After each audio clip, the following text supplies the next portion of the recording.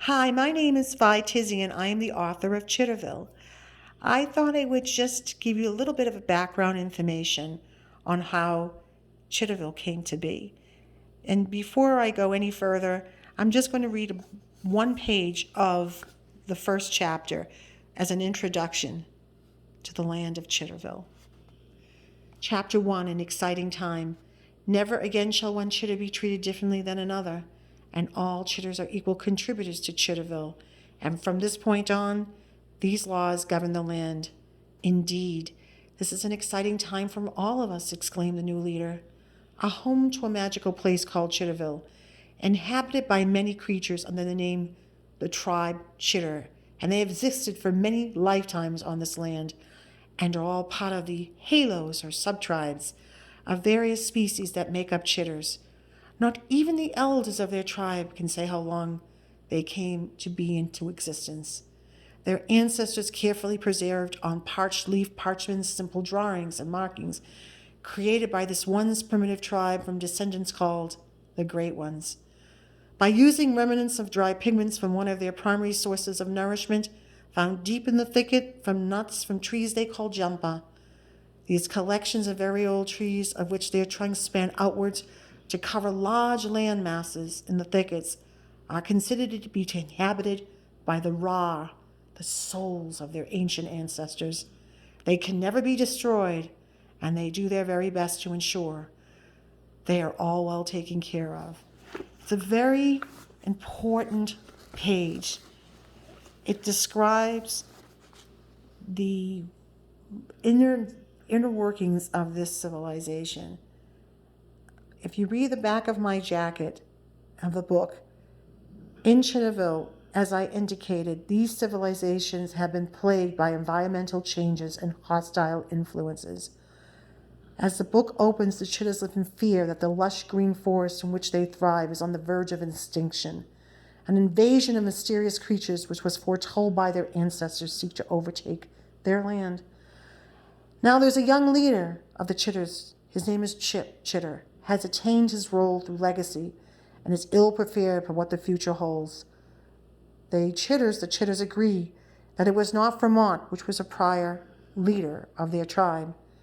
Their colony would not have survived. Her wise guidance has proved important as they face the struggles of their lives. Will they survive?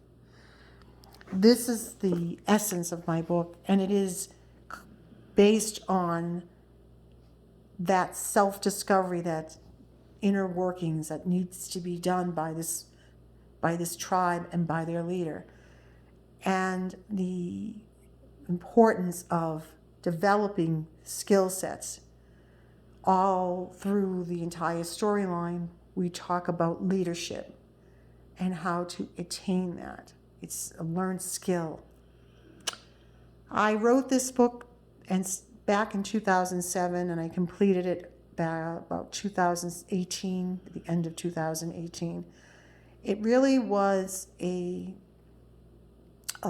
book that I based on the stories that my son and I shared together as a child with his friends about their magical little world made up of creatures called chitters. And I was fascinated that they used to actually dream up different plots and different storylines each and every time. Together they had this little world that they actually built on based on their environment. And I used to sketch pictures and write little tabs of things next to each picture to create their story. And they would actually utilize it, telling each other the next little adventure each one of these creatures had in the land called Chitterville. And it was something that they outgrew, but I never outgrew the story. And I kept all these little notes, fascinating notes, in a book, in a binder. By the time my son was grown and was going off to high school and then off to college, I pulled all these papers out. I was compiling storylines based on the information I had, and I started to format a book.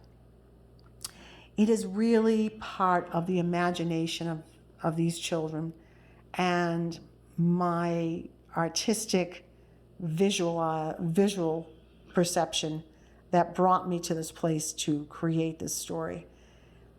I say this to everybody that reads my book, and this is, again, one page of many, that I'm a visual writer. So I write one brushstroke at a time. I hope you have the opportunity to pick it up. I'm looking forward to hearing people tell me how they feel about my book.